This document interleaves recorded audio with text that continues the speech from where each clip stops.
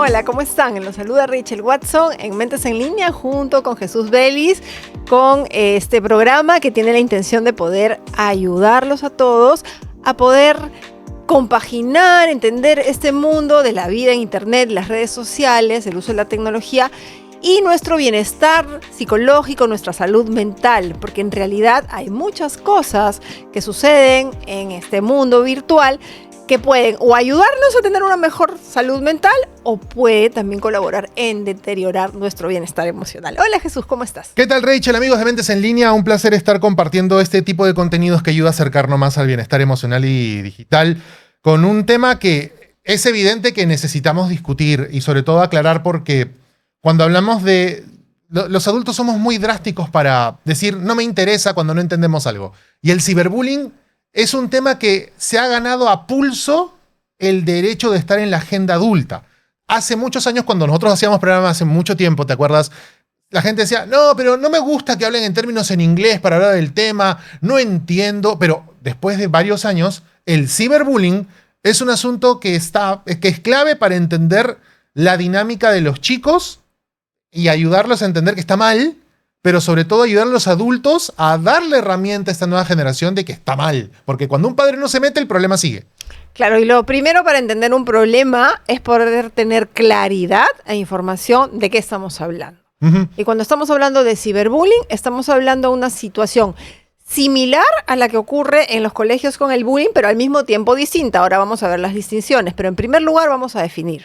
Cuando estamos, primero yo creo que definimos bullying, Jesús, para que podamos entender el ciberbullying y tener bien claro qué es, ¿no? Cuando estamos hablando de bullying, estamos hablando de un fenómeno social en el que una persona o un grupo de personas es víctima de otra persona u otro grupo de personas porque es maltratada, fastidiada, ofendida, humillada de manera reiterada, constante y de forma intencional. O sea, hay una intención de dañar, de fastidiar, etc. El chico o la chica que vive bullying en su escuela vive un infierno, definitivamente. No es nada fácil de llevar. Si trasladamos esto a la parte tecnológica virtual, cuando hablamos de ciberbullying, estamos hablando de un fenómeno similar en el sentido de que va a haber una víctima que va a ser fastidiada, humillada, maltratada a través de fotos, frases, videos, distintas modalidades, mensajes de texto, etcétera, etcétera, ¿no? Pero la diferencia es que en el ciberbullying hay un tema de anonimato muchas veces, eso es uno, que es más difícil de luchar. Y la otra diferencia es que es un canal abierto, Jesús. ¿Qué significa esto? Que si bien en la escuela suele ser uno o algunos agresores, en el ciberbullying muchos se pueden sumar al maltrato. Entonces es un fenómeno mucho más amplio. Y de hecho, esta figura que se da entre pares en nuestra época, porque en nuestra época había bullying, hay una crítica clara acá. Cuando hablamos de nuestra generación, yo tengo 46 años, y cuando se habla del tema del bullying en mi época, pero todos hemos pasado por lo mismo, en ese momento no pasaba nada, era normal. Ya, ese tiempo ya murió ya. O sea, ya olvídate, ese tiempo tuyo ya no es tu tiempo ya pasó. Ahora estamos hablando de preservar la integridad de menores que no tienen que pasar por el infierno, que de hecho están pasando un infierno más grande que el que pasamos nosotros, porque la característica de lo ciber o de lo digital pone en evidencia bien claro lo que ha dicho Rachel, el anonimato, pero acá ya no puedes determinar quién es el agresor porque incluso físicamente hay posibilidades de identificar de dónde viene la agresión. Una persona te agrede y ves a esa persona. Y por lo general es una persona con mayor capacidad física que tú. En este caso, el contenido que agrede a alguien no necesariamente lo ha hecho la persona que lo comparte. Puede haber un niño o una niña con habilidades digitales que pueda hacer el contenido, que no tenga la valentía de publicar, se lo pasa a otro para que el otro se lo pase a otro y el otro lo lanza en un grupo. O sea, ni siquiera podemos medir cuál es el origen de la agresión y un adolescente que pasa por ciberbullying llega a su casa y el acoso no se detiene. En tu casa y en mi casa cuando éramos chicos, cerrábamos la puerta, estábamos en la casa, no pasaba absolutamente nada, sino hasta el día siguiente, en donde íbamos a clases de nuevo. Acá no, acá está, toda la noche se genera contenido, los chicos se burlan, siguen haciendo comentarios, te despiertas al día siguiente con 75 millones de mensajes que se ríen de ti, y eso no se detiene nunca. Sí, y lo que se ha encontrado es que la persona que sufre bullying y ciberbullying, el caso de ciberbullying es si el bullying ya es cruel, el ciberbullying es muchísimo más cruel. Empieza a haber una tendencia a bajar el estado de ánimo, a problemas de autoestima, y terminan muchos de estos cuadros en depresión y lamentablemente, Jesús, en algunos casos ideación suicida, intentos suicidas, y en algunas noticias que podemos haber escuchado, ya un suicidio. Entonces tenemos que también seguir trabajando como adultos en esto, en hablar con nuestros hijos de este fenómeno y decirles drásticamente que nosotros no compartimos ese tipo de prácticas en Internet y que no vamos a avalar que ellos hagan este tipo de conductas, no solo desde la parte normativa, sino también formativa, de poder desarrollar en nuestros hijos esta empatía que es tan necesaria para poder convivir tranquilos y que sean capaces de ponerse en el lugar de esa persona que está siendo agredida. Ahora, Jesús, estos chicos o chicas que se esconden en el anonimato muchas veces también crean perfiles falsos. Y otra manera de hacer ciberbullying es hacerse pasar como un amigo de esta persona al principio, sacarle información y luego bombardear y sacar la información al aire, ¿no? Sí, Entonces, claro. No, y además que hoy se comparten entornos a diario en el salón de clases. Una foto mal tomada, por ejemplo, un paso oral en donde un niño o una niña pasan vergüenza porque no estudiaron, que puede quedar específicamente en el ámbito del salón de clases como una anécdota para este alumno y al docente, termina siendo de hasta dominio público en función de qué tanto se comparta en entornos cerrados para luego llegar a entornos abiertos. O sea, si, ponte, a un niño se le escapa un gas en el salón de manera casual, es un asunto que creo que todos en algún momento de nuestra vida escolar hemos visto y hemos escuchado. puede pasar. Pero lo comentas en el recreo, ya está. Y a los 2 días murió. Pero cuando se graba en un video que se sube a TikTok y se vuelve viral y lo ven 30 millones de personas a las primeras 2 horas y ves la cara del niño, la niña que sufrió este asunto, es un impacto muy distinto. Y eso es a lo que estamos perdiendo sensibilidad. Porque personalmente creo que cuando se sube este tipo de contenidos que pueden ser muy hirientes y que tienen largo alcance, por lo general no medimos el impacto de la consecuencia emocional de este contenido en la persona, en la víctima que se ve reflejada acá, porque como vemos contenidos similares, los vemos a cada rato, creemos que no va a pasar nada. Se empieza a relativizar lamentablemente este tipo de situaciones. Yo he escuchado argumentos inclusive de algunos adultos de, bueno, pero la persona pues se tiene que hacer fuerte, ¿no? Uno tiene que aprender a soportar este tipo de cosas, eso te hace fuerte. No, nadie tiene derecho a maltratar a nadie. Nadie es más que nadie.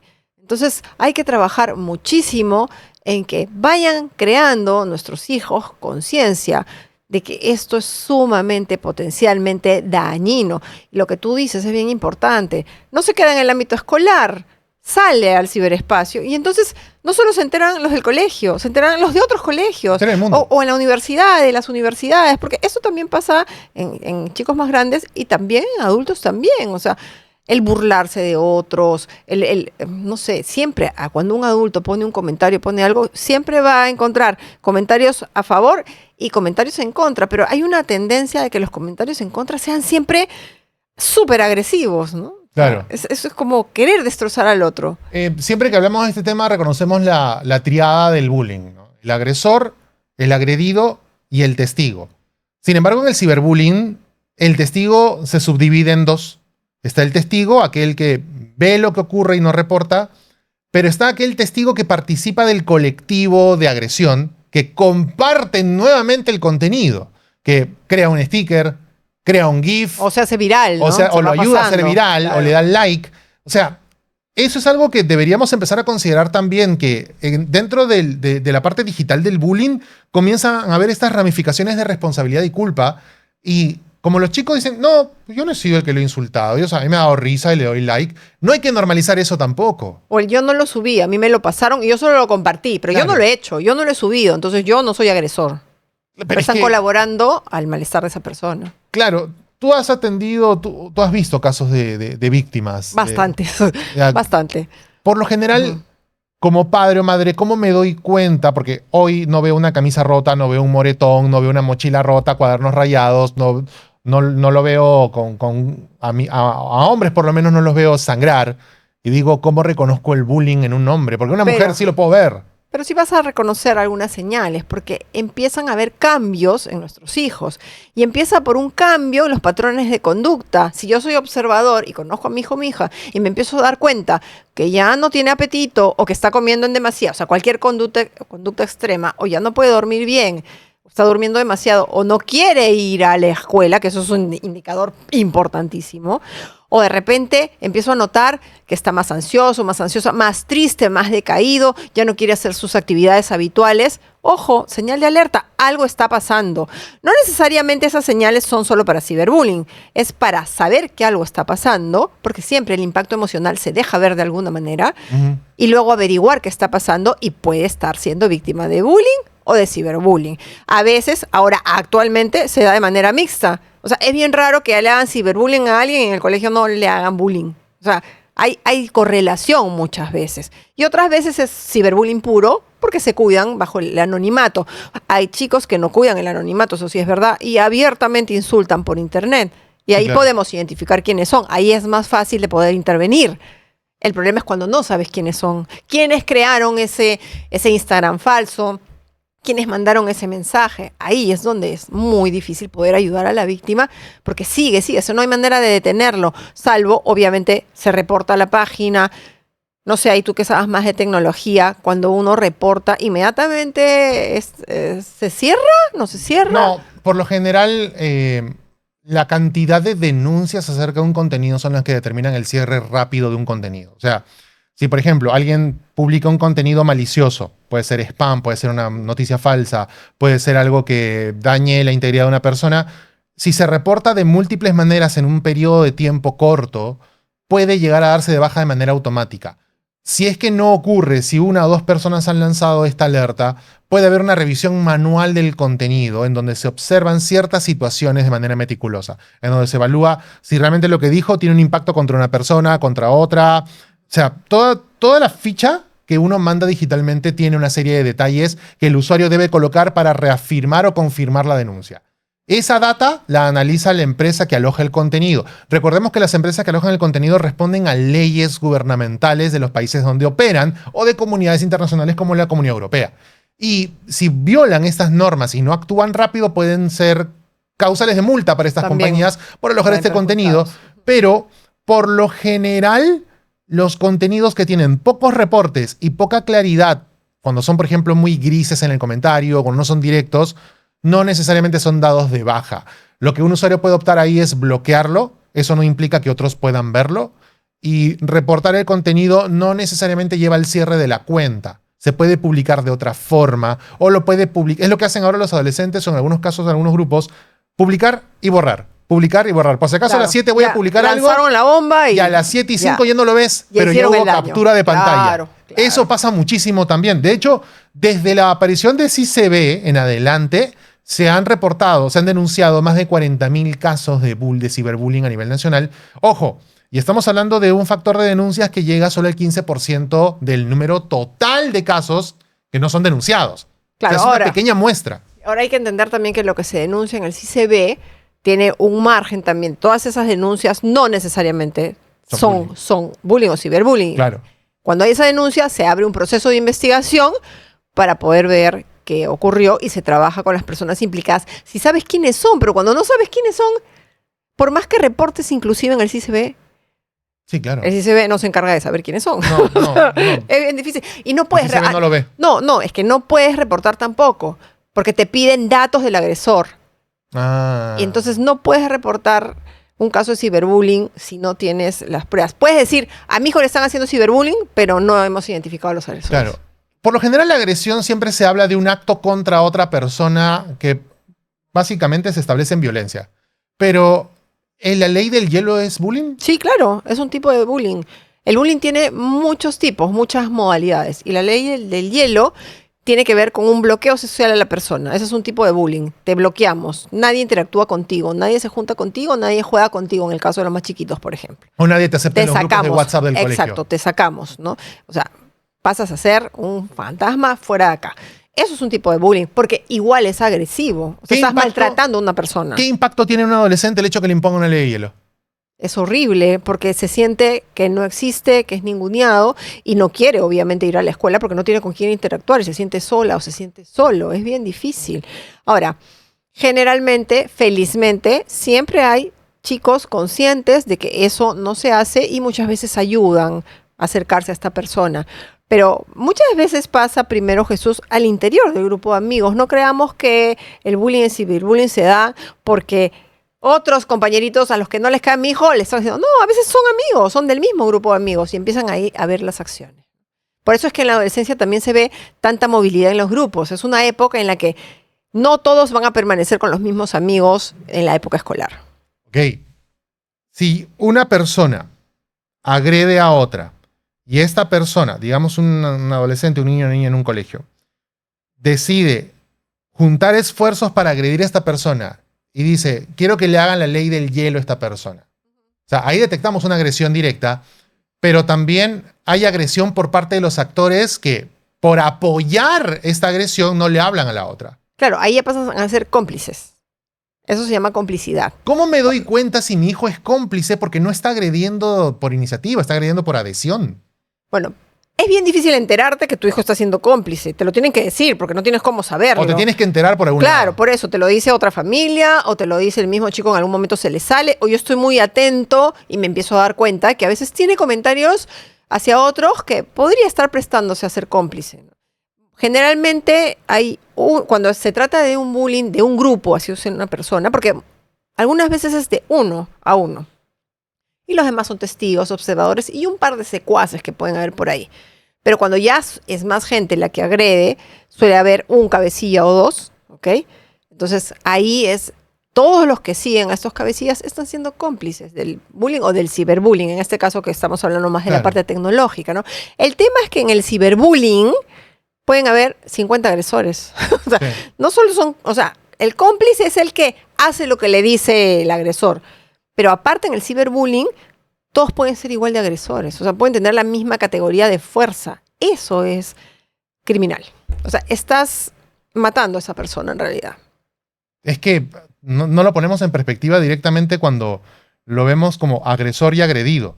Y es algo que en los debates familiares, por ejemplo, no existe. Cuando tu hijo o tu hija participa de esta manera, no indirecta, pero básicamente por adhesión, colaborando al bullying de alguien más contra alguien más.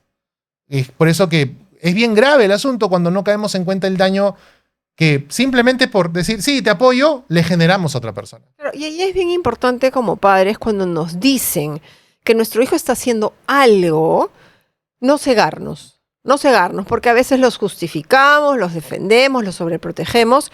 Y si está haciendo algo mal, mi rol es formarlo y decirle, eso no se hace. Y lamentablemente va a tener consecuencias y vas a tener que reparar también.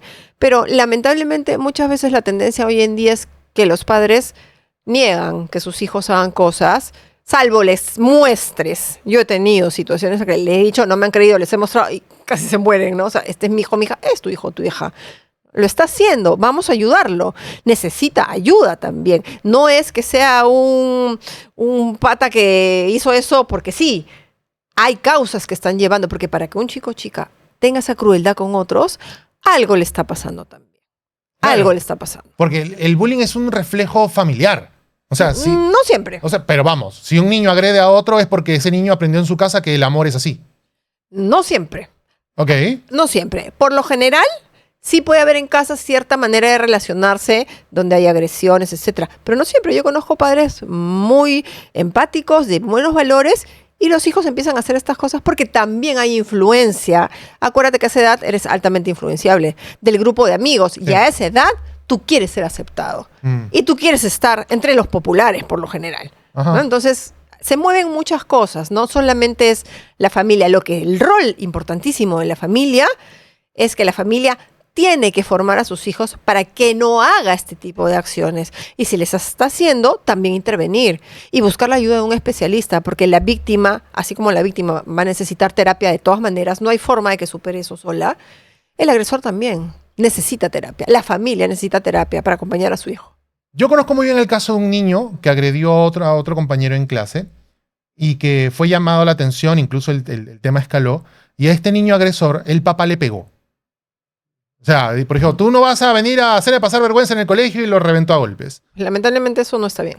No, es evidente que no está bien, que estar mal de la cabeza para hacer eso igual. Sí. Pero, o sea, lo que pasa es que en justa medida hay que entender que un niño cuando agrede también necesita ayuda. Y límites. Y consecuencias. También. Y consecuencias, ¿no? Tú has hecho esto, te dijimos que no. Hay varias figuras. Hay los padres que nunca les dijeron a sus hijos que eso no se hacía. Sí, Hay una responsabilidad ahí. Pero también, si tú le dijiste y le advertiste, y igual así lo hizo, hay consecuencias, pierdes privilegios, definitivamente. No, si tú no sabes usar las redes, no vas a tener redes. Así llores, chilles y patalees. Tienes que demostrar que tienes la madurez a tu edad, de acuerdo a tu edad, para poder manejarte. Si no, no puedes, ¿no? Ahora, si nunca le advertí, también hago mea culpa, y le digo, oye, ¿sabes qué? Yo debí decirte, pero igual hay consecuencias. Igual no te lo voy a permitir. O sea, lamentablemente muchos adultos apañan estas conductas de sus hijos. Lamentablemente, no lo ven. Piensan que es normal, lo que tú dices, ¿no? Pero en mi época era así y no se ha muerto y no sé qué.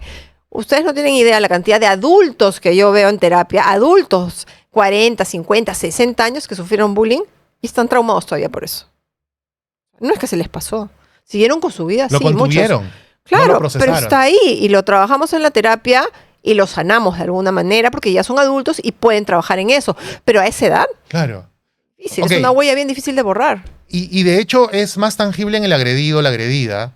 Pero ¿qué pasa cuando dejamos que un agresor o una agresora mantengan esta actitud como padres no la corregimos? ¿Qué es lo que puede llegar a pasar en su vida? O sea, ¿qué tipo de estímulo estamos dejando crecer allí? Hay estudios que han encontrado que los que son agresores en las escuelas, bullying o ciberbullying, y no se les trabaja porque o no se detectó o porque no se hizo nada, La vista gorda, ¿no? o sea, son proclives a incurrir más adelante ya en actos delincuenciales y a desarrollar psicopatías, ¿no? Es esta patología de no tener empatía por los demás, no guiarse por las las normas sociales. Muchas veces en el perfil del agresor, así como hay un perfil de víctima, que suele ser una persona a la cual le faltan habilidades sociales, porque saben con quién se meten, no se meten con cualquiera, ¿no? Es alguien que tiene algo que lo hace vulnerable. La neurodiversidad puede ser una vulnerabilidad. También. Cualquier diferencia de la norma es una vulnerabilidad a esa edad, ¿no? Entonces, también hay un perfil de los agresores y mucho de lo que se ha encontrado en los agresores que también transgreden las normas dadas por los adultos. O sea, no son solo chicos que fastidian a otros o mandan mensajes, sino que también se pueden enfrentar a los adultos en la escuela, que no siguen las normas, ¿no? Entonces, hay ciertas características que también tengo que ir observando en mi hijo, ¿no? Porque no puedo ser ciego. Es un asunto difícil porque cuando hablamos de esto tenemos que establecer qué necesita la persona que agrede, qué necesita el agredido o agredida de parte de los adultos que estamos a cargo. Y si nosotros no tenemos la figura clara, no vamos a saber cómo aplicar la ayuda. Por eso, ya para ir cerrando, si yo soy e identifico en mi casa que hay un agresor o una agresora, ¿qué tengo que hacer? Tengo que hablar con mi hijo o hija seriamente del tema, ponerle los límites bien claros, decirles que no respaldamos ese tipo de conductas, que no debe volver a ocurrir, que van a haber consecuencias y a cada familia define las consecuencias. Consecuencias no estoy hablando de pegar, ojo, ¿no? Sino de retirar algunos privilegios, tiene que demostrar ganárselos con un cambio de conducta evidente y tiene que reparar. O sea, esa situación la tiene que reparar. Tiene que disculparse, tiene que hacer algo que ayude a esa otra persona a reivindicar su imagen. O sea, tenemos que involucrarnos en el proceso de mejorar a nuestro hijo. Y tenemos que ir a una terapia. Tenemos que llevarlo a una terapia, eso sí, de todas maneras.